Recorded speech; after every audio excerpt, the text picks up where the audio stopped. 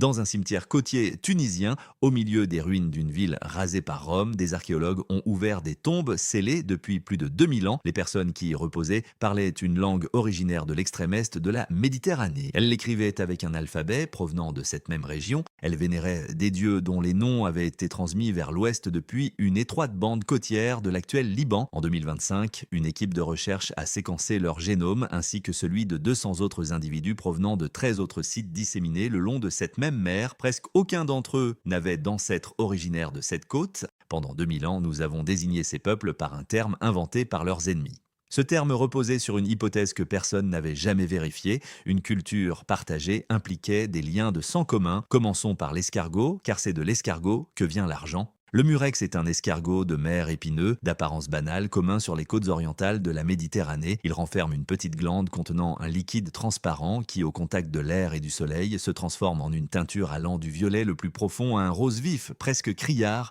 L'extraction est lente et insalubre et le rendement d'un seul animal est infime. Les sites de transformation dégageaient une odeur si nauséabonde qu'ils étaient situés sous le vent des villes qui les possédaient. Le résultat était le textile le plus cher du monde antique. Il ne se décolorait ni au lavage ni au soleil, ce qui était rare pour les teintures antiques, et sa production était presque entièrement contrôlée par une étroite bande côtière. Le violet devint la couleur du luxe en Méditerranée, car un groupe de villes détenait un quasi-monopole sur sa production, obligeant tous les autres à l'acheter. Or, cette bande côtière n'est pas un lieu évident pour la construction. Il s'agit d'une bande de littoral longeant ce qui est aujourd'hui le Liban et le nord d'Israël, coincée entre montagne et mer. Les terres agricoles y sont rares, il n'y a pas de métaux exploitables ni de surplus de céréales, et il n'y a pas de plaine assez vaste pour y installer et nourrir une grande armée. Selon les critères de l'âge du bronze, c'est un terrain marginal. Il ne possédait que deux atouts, les escargots et les arbres.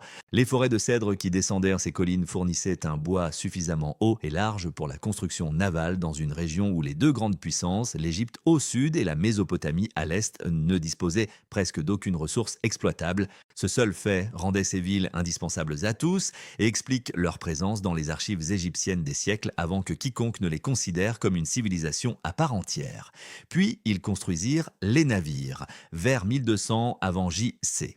Les chantiers navals de cette côte produisirent des navires marchands à quilles, utilisant l'assemblage à tenons et mortaises, une méthode d'assemblage des planches si robuste qu'elle resta la norme en Méditerranée jusqu'à l'époque romaine. Ils les gréaient de voiles à bouchins, grâce à des cordages permettant à l'équipage de modeler et d'enrouler la voile par étapes, ce qui signifiait qu'un navire pouvait naviguer contre le vent au lieu de seulement le porter. Un navire capable de remonter au vent n'est pas limité à une seule saison de navigation ni à une seule direction. Il pouvait être installé là où se trouvait la cargaison. Tout le reste était empilé par-dessus. La fabrication du verre, apprise d'Égypte, fut perfectionnée pour produire des objets transparents et opaques. On y fabriquait des assiettes, des récipients, des perles et des bijoux là par cargaisons entières, des textiles tissés de lin égyptien et de soie persane, des sculptures sur ivoire, des bols en métal finement travaillés dont les gravures se retrouvent à 1000 km de leur lieu de fabrication et un alphabet de 22 signes sans voyelles, suffisamment anguleux pour graver rapidement des matériaux tendres avec un stylet. Comparons cela à l'écriture cuneiforme ou aux hiéroglyphes égyptiens, des systèmes comportant des centaines de signes nécessitant des années d'apprentissage et une classe de scribes professionnels pour leur maintenance. Celui-ci pouvait être appris en quelques jours. Il n'a pas été construit comme un monument à quoi que ce soit, il a été construit pour qu'un marchand puisse tenir ses propres comptes. Voici donc le bilan, une bande côtière sans terres agricoles, sans métal, sans céréales et sans armée. Un ensemble de villes qui ne se sont jamais unifiées, ne se sont jamais conquises et n'ont jamais produit de roi qui ait régné au-delà de ses propres murs. Et la maîtrise commerciale d'une mer entière, du Liban à l'Atlantique, s'est maintenue pendant près de 1000 ans. Comment est-ce possible?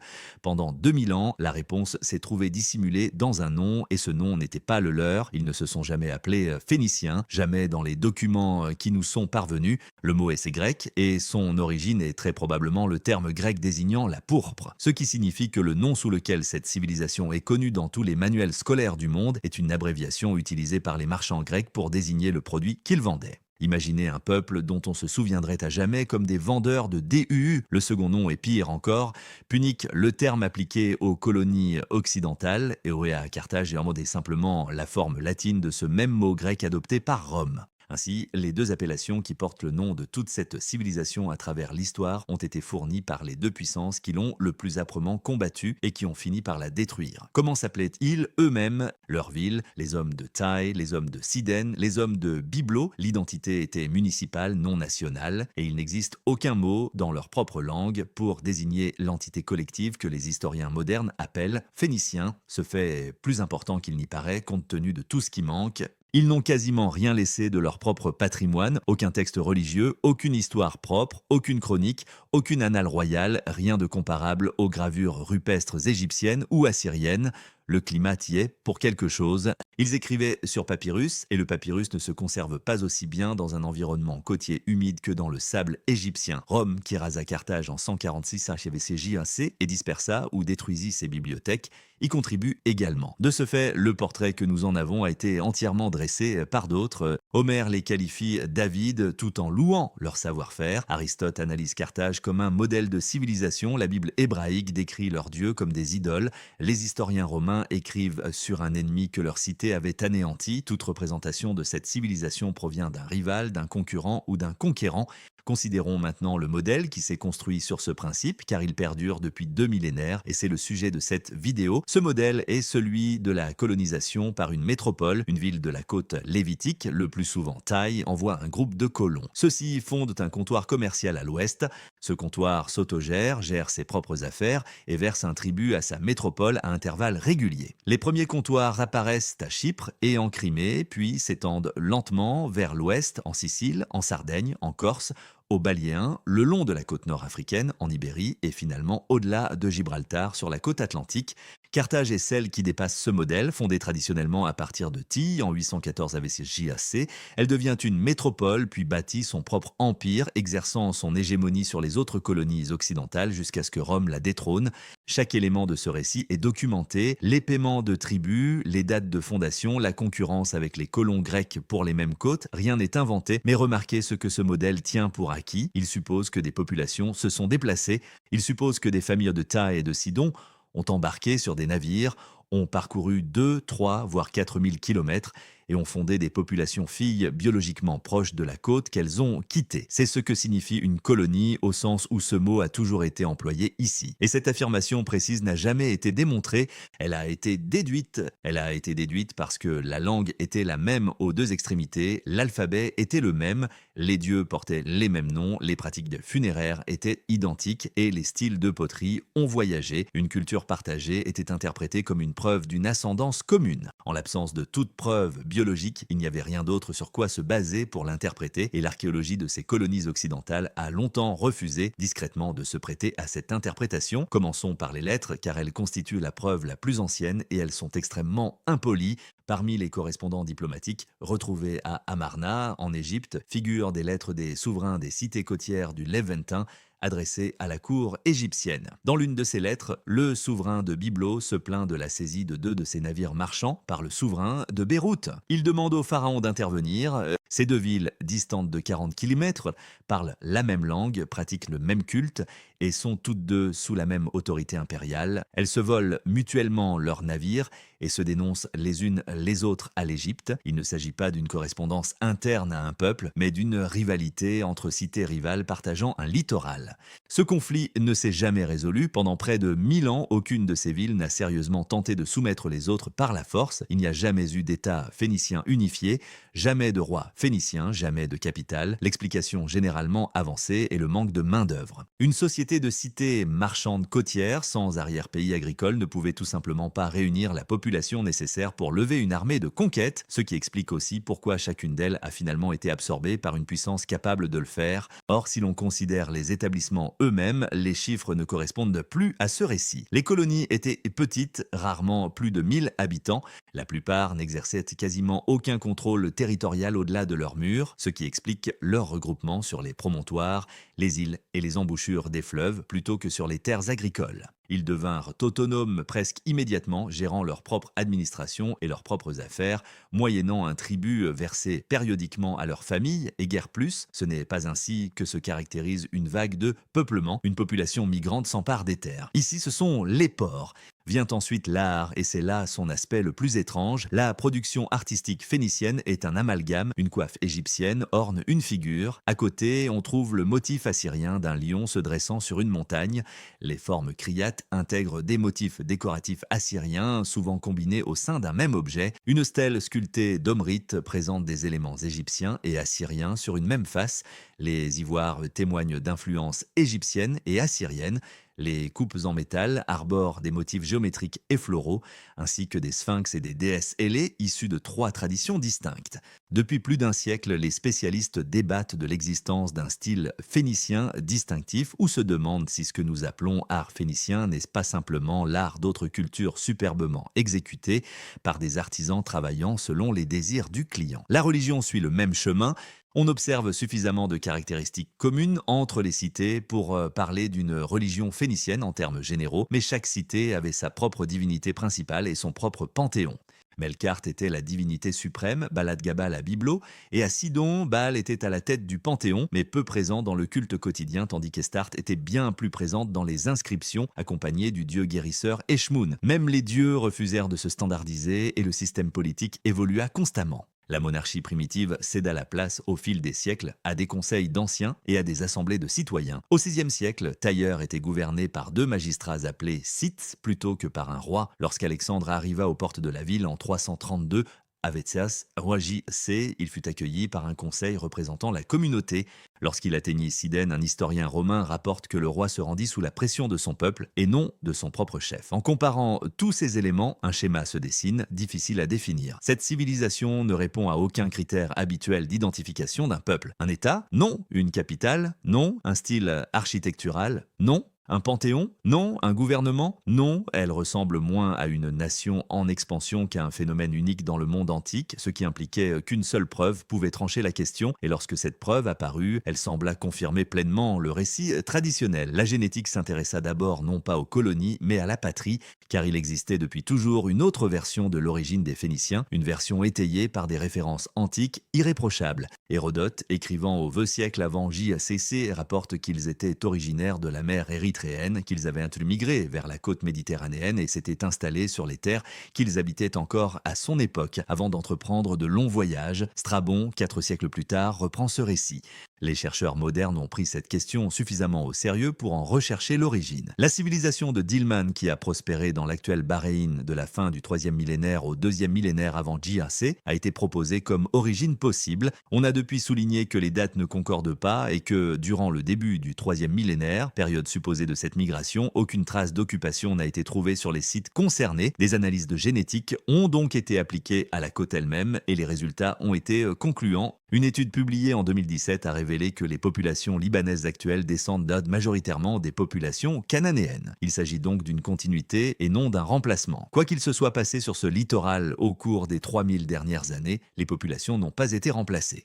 Par ailleurs, l'analyse du génome complet de 5 individus de l'âge du bronze provenant de Sidon et de 12 individus de l'âge du fer provenant de Beyrouth a montré que les Phéniciens du Levant étaient génétiquement proches de la population cananéenne locale de l'âge du bronze. Lorsqu'une vaste étude de 2025 a effectué sa propre comparaison, les individus du site phénicien levantin d'Oxive se sont regroupés avec des individus levantins de l'âge du bronze et du fer déjà publiés, notamment ceux de Megiddo, de Sidon et de Beyrouth. La question de leur origine est résolue et la réponse, aussi peu glamour soit et des plus réjouissantes. Les Phéniciens étaient des Cananéens, ils n'étaient pas des immigrants venus du golfe Persique, il ne s'agissait pas d'une population mystérieuse venue d'ailleurs, ils étaient les descendants des peuples qui cultivaient et pêchaient cette bande côtière depuis 2000 ans. Les inventeurs de l'alphabet étaient des populations locales et il semble que tout le reste se soit transmis par héritage. Suivez ce raisonnement car il est imparable jusqu'à ce que vous examiniez le second maillon. Les Phéniciens du Levant sont des Cananéens, les colonies occidentales ont été fondées par des Phéniciens du Levant. Par conséquent, les habitants des colonies occidentales sont des Cananéens, Carthage, Moschia, Cadis, Abba, les ports sardes, toutes issues d'une même population lévantine. Chaque maillon de cette chaîne semblait solide. La première étape avait été démontrée par le séquençage des génomes. La seconde reposait sur 2000 ans de date de fondation, de registres de tribus, de dieux et d'écritures communs, et pourtant cette seconde étape n'avait jamais été vérifiée. Jusqu'alors, toutes les études génétiques phéniciennes s'étaient concentrées sur leur berceau, Sidon, Beyrouth, Oxive et la côte. Les sites occidentaux, ceux qui revendiquaient réellement cette origine, n'avaient été étudiés qu'à travers l'ADN mitochondrial d'une poignée d'individus dans quelques lieux seulement. L'ADN mitochondrial se transmet uniquement par la lignée maternelle. Il retrace une seule lignée de mère en mère et ne dit absolument rien des dizaines d'ancêtres présents 4 générations plus tôt. Ces études antérieures avaient certes révélé une diversité de lignées maternelles dans les sépultures puniques, ce qui avait été noté à l'époque, mais largement ignoré. Avec cette conclusion, il était impossible d'aller plus loin. Il y a une dizaine d'années, la situation était la suivante. L'affirmation la plus catégorique du domaine, reprise dans toutes les études et tous les manuels, reposait sur une inférence que personne n'avait vérifiée là où elle était formulée. En 2025, cette vérification a été effectuée. Les travaux ont été menés par Harold Ringbauer, qui les a initiés en tant que chercheur postdoctoral à Harvard et qui dirige aujourd'hui une équipe à l'Institut Max Planck d'anthropologie évolutionniste de Leipzig en collaboration avec Dali Regv de l'Autorité des Antiquités d'Israël et une vaste équipe internationale. L'ampleur de l'étude est ce qui la rend décisive. Des données génomiques complètes pour 210 individus, dont 196 provenant de 14 sites traditionnellement identifiés comme phéniciens et puniques, répartis au Levant, en Afrique du Nord, dans la péninsule ibérique, en Sicile, en Sardaigne et à Haïta, ainsi qu'un individu du début de l'âge du fer en Algérie. Les résultats ont été publiés dans la revue Nature en avril 2025. La différence majeure avec les études précédentes réside dans l'expression génomique complète. L'ADN mitochondrial, quant à lui, suit une seule lignée maternelle. C'est comme extraire un fil d'un vêtement. À partir de ce fil, on peut dire quelque chose sur la teinture, mais presque rien sur le tissage. Les données génomiques, elles, analysent l'ensemble du tissu. Elles peuvent révéler les proportions de l'ascendance d'une personne provenant de quelle population et identifier les segments génétiques partagés entre deux individus avec une précision suffisante pour établir leur lien de parenté. Voici les résultats. Les Phéniciens de Levventin ont apporté une contribution génétique minime aux établissements puniques du centre et de l'ouest de la Méditerranée entre le 6e et le 2e siècle avant J.C., malgré de nombreuses preuves archéologiques de liens culturels, historiques, linguistiques et religieux. Relisons bien ce terme car le mot clé est minime et non réduit ou dilué. Les individus provenant des sites occidentaux ne se regroupent pas du tout avec les individus de Levventin. Au contraire, ils sont largement répartis, leur principale concentration coïncidant avec celle des individus de l'âge du bronze et de l'âge du fer de Sicile et de l'âge haïen. Et cela reste vrai quel que soit le site de fouille, il y a Sardaigne, Sicile, péninsule ibérique, Afrique du Nord. Même constat, la seconde composante est nord-africaine et croît au fil du temps, suivant l'essor de Carthage comme centre politique du monde phénicien occidental. Cependant, elle demeure minoritaire sur tous les sites échantillonnés, y compris à Carthage même. Ainsi, la capitale du monde punique n'était ni majoritairement levantine, ni majoritairement nord-africaine. Selon Ringbauer, la contribution génétique directe des Phéniciens levantins aux populations puniques de la Méditerranée occidentale et centrale s'est avérée étonnamment faible, offrant une nouvelle perspective sur la diffusion de la culture phénicienne. Non pas par des migrations massives, explique-t-il, mais par un processus dynamique de transmission et d'assimilation culturelle. Concrètement, les habitants de Carthage parlaient une langue sémitique levantine, ils l'écrivaient avec l'alphabet levantin.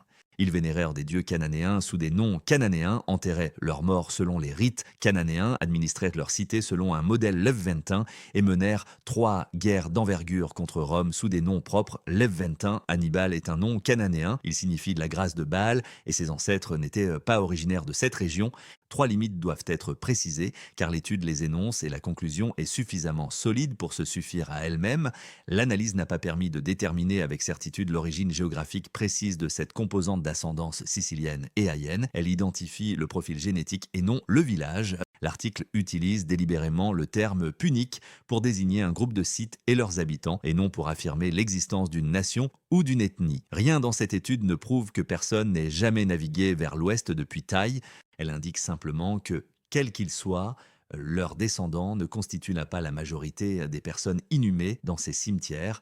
ce qui soulève une question bien plus complexe que celle qui était sur toutes les lèvres. Si les habitants d'une cité phénicienne ne provenaient pas de Phénicie, d'où provenaient alors les Phéniciens de cette cité? La réponse commence par deux squelettes qui, a priori, n'ont aucun lien de parenté. Les données de l'étude révèlent la présence de segments génétiques partagés entre des individus vivant sur des sites éloignés. L'une de ces paires est composée de probables cousins germains. L'un d'eux repose sur un site punique en Afrique du Nord, l'autre en Sicile. Des cousins germains partagent un arrière-grand-parent dont l'ascendance n'est pas très ancienne. Il s'agit d'une famille. De mémoire d'homme, quelqu'un a eu des petits-enfants qui se sont retrouvés sur deux continents différents, séparés par la mer, et tous deux sont décédés au sein du même univers culturel. Imaginons ce que l'existence d'une telle paire nécessite. Cela ne requiert pas de migration. Les migrations sont unidirectionnelles et ponctuelles. Ce qui était nécessaire, c'est un flux constant d'échanges, des mouvements multigénérationnels réguliers et continus d'individus et de familles à travers tout le bassin, suffisamment dense et fréquent pour que la présence de cousins sur des rives opposées soit banale plutôt qu'extraordinaire.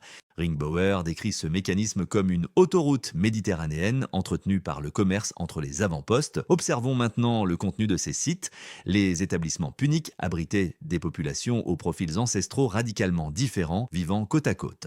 À Carthage, des individus dont les ancêtres descendèrent de populations autochtones d'Afrique du Nord étaient enterrés dans la même ville que des personnes d'origine sicilienne et haïenne. Différents sites puniques, disséminés à travers la Méditerranée centrale et occidentale, présentent le même schéma de forte diversité génétique dans chaque région et pour chaque période étudiée. Il ne s'agissait pas de colonies au sens traditionnel du terme, mais de ports où tous arrivaient, ce qui éclaire d'un jour nouveau la question. Et c'est précisément le propos de cette vidéo. Le phénicien n'était pas une lignée. C'était un ensemble, une langue, un alphabet, un panthéon, des pratiques juridiques et commerciales, une manière de construire et de gréer un navire. Et cet ensemble était transmissible, contrairement à l'ascendance. On n'y était pas né, on l'adoptait. Revenons maintenant sur les anomalies du passé, car chacune d'elles trouve son origine ici. Absence d'État unifié, car il n'y a jamais eu de peuple unique à unifier. Absence de style artistique distinctif, car le style était celui des artisans locaux, enrichi des motifs du réseau culturel. Un dieu principal différent dans chaque ville, car chaque ville avait le sien et le conservait. Des colonies de 1000 personnes qui n'ont jamais exploité de terres agricoles, car une franchise n'a pas besoin de colons, mais de participants. Même la concurrence a du sens. La prise des navires de Beyrouth par Biblo n'est pas une guerre civile, mais la rivalité entre deux entreprises du même secteur. L'alphabet cesse d'être une simple note de bas de page sur les origines de l'écriture pour devenir l'élément central. 22 signes, aucune voyelle, apprenable en quelques jours sans qu'une classe de scribes soit nécessaire pour le maintenir, délibérément simple, délibérément facile à adapter à la langue que parlait déjà l'utilisateur. Ce n'est pas le système d'écriture d'un peuple gardien d'un héritage. Les caractères cunoformes et les hiéroglyphes étaient des héritages jalousement gardés et ils ont disparu avec les institutions qui les entretenaient. Celui-ci a été conçu pour être transmis à un étranger, une organisation qui recrute et fabrique des outils que des étrangers peuvent s'approprier. Cet alphabet est aujourd'hui, sous une forme ou une autre, le système d'écriture de la majeure partie de la planète, et il s'est répandu pour la même raison que la culture, une limite honnête maintenue jusqu'au bout. Cela explique la propagation de la culture, cela n'explique pas pourquoi la composante sicilienne et haïenne domine, et l'étude l'affirme clairement. La question reste ouverte, mais il faut noter ce que cette découverte révèle de l'histoire de ce peuple, non pas une race ayant connu une expansion, ni une nation colonisatrice, il s'agit d'un phénomène considérablement plus rare et, jusqu'ici, méconnu. Prenons l'exemple des tombes de la côte tunisienne, une cité que Rome rasa jusqu'aux fondations en 146 avec JCC, abritant des individus qui écrivaient l'alphabet léventin, priaient les dieux cananéens, portaient des noms signifiant la grâce de Baal et étaient originaires d'un tout autre lieu. Pendant 2000 ans, ce peuple fut décrit par un terme fourni par leurs ennemis, un terme qui véhiculait une présomption que personne n'avait songé à examiner, l'idée qu'une civilisation est un héritage. Toutes les recherches sur les Phéniciens en tant que race, migration, lignée se déplaçant vers l'ouest le long des mers maritimes, visaient une cause inexistante. La question n'a jamais été de savoir ce qui était arrivé aux Phéniciens. C'est pourquoi nous avons toujours supposé qu'une civilisation était forcément quelque chose dans lequel on est, plutôt que quelque chose que l'on peut rejoindre.